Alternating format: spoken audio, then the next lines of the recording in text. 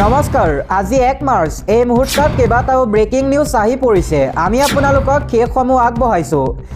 ২৬ নিৰ্বাচনৰ পূৰ্বে বিজেপি মিত্ৰজোঁটত ভাঙোন মিত্ৰতাত প্ৰচণ্ড ফাট বিজেপি মিত্ৰজোঁটৰ পৰা বাহিৰ হ'ল ইউপিপিএল ২৬ নিৰ্বাচনত এখনো আসন এৰি দিয়া নহয় ইউপিপিএলক ১৫খন আসনৰ ১১খনতে নিৰ্বাচন খেলিব বিপিএফে ১৫খন আসনত ৪খনত হ'ব বিজেপিৰ প্ৰাৰ্থী হিমন্ত চৰকাৰৰ মন্ত্ৰীসভাত ইউপিপিএলৰ সদস্য থকাৰ পিছতো ভাঙোন এখনো আসন ইউপিপিএলৰ বাবে এৰি নিদিয়ে মিত্ৰজোঁটে বিটিএডিৰ ১৫খন আসনে থাকিব বিপিএফ বিজেপিৰ হাতত ইয়াৰ পাছৰ খবৰ মুখ্যমন্ত্ৰী নিজ সমষ্টি জালুকবাৰীত বেদখলকাৰী গুণ্ডাগিৰি আৰক্ষীৰ ওপৰত জঁপিয়াই পৰিল মিয়া বাহিনী উচ্ছেদৰ জাননী দিবলৈ যাওঁতে আৰক্ষীক দলবদ্ধ আক্ৰমণ মিয়া বাহিনীৰ নিজ সমষ্টিত অচিনাকি লোকৰ গুণ্ডাগিৰিক লৈ এতিয়া কঠোৰ হৈ পৰিছে ৰাজ্যৰ মুখ্যমন্ত্ৰী হিমন্ত বিশ্ব শৰ্মা পৰৱৰ্তী খবৰ ৪০টা সমষ্টিত বিজেপিয়ে দিব নতুন প্ৰাৰ্থী টিকট নাপায় বৰ্তমানৰ বহু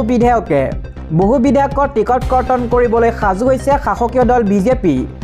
ৰিপৰ্ট কাৰ্ড বেয়া হোৱা বিধায়কে নাপাব টিকট ২৬ ৰণত ৰিস্ক নলয় বিজেপিয়ে গ্ৰাউণ্ড জিৰ' ৰিপৰ্ট সংগ্ৰহ কৰিছে বিজেপিয়ে টিকটৰ ক্ষেত্ৰত কোনো ধৰণৰ কম্প্ৰমাইজ নকৰে বিজেপিয়ে ২৬ বিধানসভা নিৰ্বাচনৰ বাবে মাষ্টাৰ প্লেন সাজু কৰিছে শাসকীয় পক্ষ বিজেপিয়ে ৰাজ্যৰ প্ৰায় ৪০টাকৈ সমষ্টিত নতুন মুখক প্ৰাৰ্থিত্ব প্ৰদান কৰা হ'ব নতুন মুখে এইবাৰ বিজেপিৰ পৰা প্ৰতিদ্বন্দ্বিতা আগবঢ়াব আগন্তুক নিৰ্বাচনত জয়ৰ সম্ভাৱনা থকা আসনৰ সংখ্যা বেছি যুৱ প্ৰাৰ্থী আৰু মহিলা প্ৰাৰ্থীয়ে পাব অগ্ৰাধিকাৰ এইবাৰ বিজেপি মিছন ১০৩খন আসন দখল কৰাৰ সম্ভাৱনা আছে বিজেপিৰ মিত্ৰ দলৰে আসন বুজাবুজিও শীঘ্ৰে ৰাজহুৱা কৰা হ'ব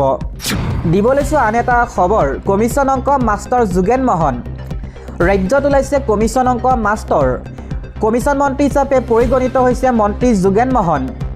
কমিশ্যন নাপালে ফাইলতো চহী নকৰে যোগেন মহনে কমিশ্যন খাই ঘৰ টনকিয়াল কৰিছে যোগেন মহনে মুখ্যমন্ত্ৰী হিমন্ত বিশ্ব শৰ্মা নিৰ্দেশকো কেৰেপ নকৰে মন্ত্ৰী যোগেন মহনে ধন পালেহে ফাইলত চহী কৰি দিয়ে যোগেন মহনে মন্ত্ৰী যোগেন মহনৰ বিৰুদ্ধে উত্থাপিত হৈছে এই ভয়ংকৰ অভিযোগ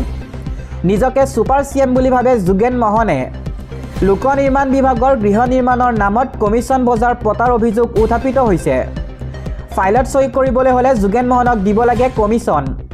মুখ্যমন্ত্ৰীয়ে অনুমোদন জনোৱা কামতো কমিশ্যন ৰাজ চলাইছে যোগেন মহনে কমিশ্যন নোপোৱাৰ বাবে ৩ মাহ ধৰি বন্ধ কৰা হৈছে আঁচনিৰ কাম বিশ্ব বেংকৰ সাহায্য পুঁজিৰে ২২টাকৈ আঁচনি আবণ্টন দিছিল মুখ্যমন্ত্ৰীয়ে আঁচনি নামত আবণ্টিত হৈছিল কেইবাশ কোটি টকা কিন্তু কাৰ্যালয়তে এতিয়া পৰি ৰৈছে আবণ্টিত ঠিকাৰ গুৰুত্বপূৰ্ণ ফাইল আন এটা খবৰ মহানগৰীত ৰেপিড' চালকৰ পুনৰ জঘন্য ঘটনা চলন্ত ৰেপিডত বিশ্ববিদ্যালয়ৰ ছাত্ৰীৰ সৈতে কৰিলে কুকাণ্ড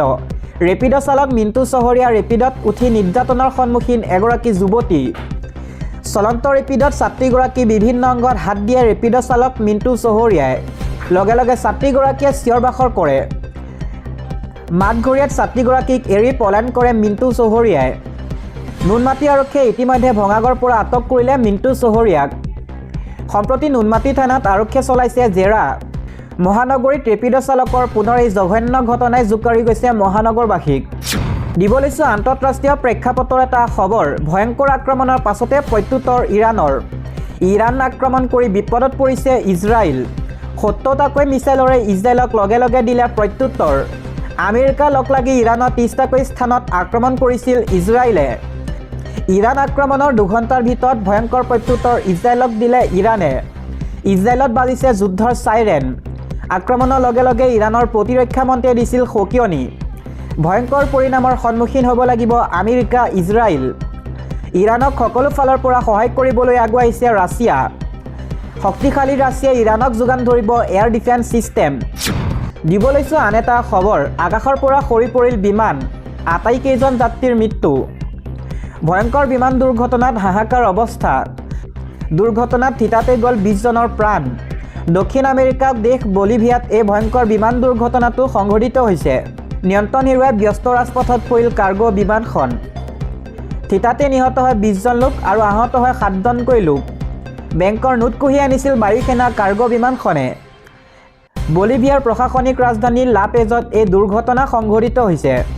ৰাজপথত কেইবাখনো বাহনৰ ওপৰত বাগৰি পৰে বিমানখন দিব লৈছোঁ আন এটা খবৰ ভূপেন বৰাৰ বিৰুদ্ধে বিজেপি কৰ্মীৰ প্ৰতিবাদ ভূপেন কুমাৰ বৰা আগমনে আউল লগাইছে বিহপুৰীয়াত 2024ত বিহপুৰীয়াৰ পৰা নিৰ্বাচন খেলাটো প্ৰায় নিশ্চিত ভূপেন বৰাৰ উত্থাপন হৈছে লোকেল চালানীৰ প্ৰসংগ বিজেপি নেতাকৰ্মী স্থানীয় ব্যক্তিক প্ৰাৰ্থিত্ব প্ৰদানৰ দাবী বিহপুৰীয়াবাসী ভূপেন বৰা আৰু অমীয় ভূঞাৰ বিপৰীতে স্থানীয় ব্যক্তিক বিচাৰিছে বিহপুৰীয়াবাসীয়ে আনহাতে অমীয় কুমাৰ ভূঞাই দেখুৱালে বৰাৰ সৈতে থকা মিত্ৰতা লখিমপুৰতে দুইকে মঞ্চত দেখা গ'ল একেলগে আপেলকে দুভাগ কৰি থোৱা দৃশ্য বুজাই দিলে বহু কথা দিব লৈছোঁ আন এটা খবৰ ধন দাবীৰ অভিযোগত আটক কৰা হৈছে বিলাসিত সেনাৰ সদস্যক এইবাৰ গোলাঘাট জিলাৰ মেৰাপানীত ধন দাবীৰ অভিযোগত আটক হ'ল বিলাসিত সেনাৰ অসমৰ গোলাঘাট জিলাৰ 3জন সদস্য মেৰাপানী আৰক্ষী থানাৰ নাতিদূৰতে এখন ফাৰ্মাচীত ধন দাবী কৰিছিল সদস্যকেইজনে ইতিমধ্যে মেৰাপানী আৰক্ষীয়ে বিলাসিত সেনাৰ এই 3জন সদস্যক আটক কৰিছে অভিযোগ অনুসৰি মেৰাপানী MS পালাছ ফাৰ্মাচী নামৰ ঔষধৰ দোকানত গৈ 50,000 টকা দাবী কৰিছিল বিলাসিত সেনাৰ কেইজনমান সদস্যই ফাৰ্মাচীখনৰ স্বত্বাধিকাৰী পলাশ ফুকনে এই সন্দৰ্ভত মেৰাপানী আৰক্ষীৰ ওচৰত লিখিত অভিযোগ দাখিল কৰে অভিযোগৰ ভিত্তিত আৰক্ষীয়ে তৎপৰতাৰে অভিযান চলাই বিলাসিত সেনাৰ গোলাঘাট জিলা উপসভাপতি বিতুপন শৰ্মা মুখ্য সচিব প্ৰতাপ শইকীয়া আৰু সাংগঠনিক সম্পাদক ৰাজা আহমেদক আটক কৰে আনহাতে আৰক্ষীয়ে ঘটনাৰ সৈতে জড়িত AS036944 নম্বৰৰ এখন অল্টো বাহনো জব্দ কৰিছে ঘটনাটোক লৈ অঞ্চলটোত ব্যাপক চাঞ্চল্য বিৰাজ কৰিছে আৰক্ষী অধিক তদন্ত অব্যাহত ৰাখিছে দিব লৈছোঁ আন এটা খবৰ আশা কৰ্মীসকলক স্কুটি আৰু অৰুণোদয় হিতাধিকাৰীক 9,000 টকাকৈ দিয়াৰ সিদ্ধান্ত অসম চৰকাৰৰ অসমৰ স্বাস্থ্য সেৱাক অধিক শক্তিশালী কৰিবলৈ আৰু লাখ লাখ পৰিয়ালক আৰ্থিকভাৱে সহায় কৰিবলৈ মুখ্যমন্ত্ৰী হিমন্ত বিশ্ব শৰ্মাই যোৱা 26 ফেব্ৰুৱাৰীত কেতবোৰ ডাঙৰ ঘোষণা কৰিছে দিছপুৰত অনুষ্ঠিত কেবিনেট বৈঠকত ৰাজ্য চৰকাৰে আশা কৰ্মী আৰু আশা ছুপাৰভাইজাৰসকলক স্কুটি দিয়াৰ সিদ্ধান্তত মোহৰ মাৰিছে এই সিদ্ধান্ত অনুসৰি ৰাজ্যৰ 33,656 গৰাকী আশা কৰ্মী আৰু 2,570 গৰাকী আশা ছুপাৰভাইজাৰক চৰকাৰী খৰচত স্কুটি দিয়া হ'ব যোৱা বহু বছৰ ধৰি আশা কৰ্মীসকলে গাঁৱৰ স্বাস্থ্য সেৱাত প্ৰথমগৰাকী সহায়ক হিচাপে গুৰুত্বপূৰ্ণ ভূমিকা লৈ আহিছে চৰকাৰে দিয়া স্কুটিসমূহে তেওঁলোকৰ কামৰ সুবিধা কৰাৰ লগতে জৰুৰী সময়ত ৰোগীক সহায় আগবঢ়োৱাত বহু সহায় কৰিব ইয়াৰ আগতে মেধাৱী ছাত্ৰীসকলকো চৰকাৰে স্কুটি প্ৰদান কৰি এক বিশেষ পদক্ষেপ লৈছিল ইয়াৰ লগতে কেবিনেটে অৰুণোদয় আঁচনি 39,70,000 গৰাকী হিতাধিকাৰীক 9,000 টকাকৈ আৰ্থিক সাহায্য দিয়াৰ কথা ঘোষণা কৰিছে এই ধন অহা 10 মাৰ্চৰ পুৱা 11 বজাত অসমৰ বিভিন্ন পঞ্চায়ত আৰু ৱাৰ্ড পৰ্যায়ত সভা অনুষ্ঠিত কৰি হিতাধিকাৰীসকলক বিতৰণ কৰা হ'ব কেৱল বেংক একাউণ্ট ধন দিয়াৰ সলনি চৰকাৰে ইয়াক ডাঙৰ ৰাজহুৱা কাৰ্যসূচী হিচাপে পালন কৰিব বিচাৰিছে যাতে সকলোৰে মাজত সজাগতা বৃদ্ধি পায় এই বিশেষ সাহায্যৰ বাবে চৰকাৰে প্ৰায় 3,600 কোটি টকা খৰচ কৰিব বৰ্তমান বজাৰৰ দৰৰ সময়ত এই ধনে বিশেষকৈ মহিলাক তেওঁলোকে ঘৰুৱা খৰচ খাদ্য আৰু ঔষধ পাতি ক্ৰয় কৰিবলৈ যথেষ্ট সকাহ দিব বুলি আশা কৰা হৈছে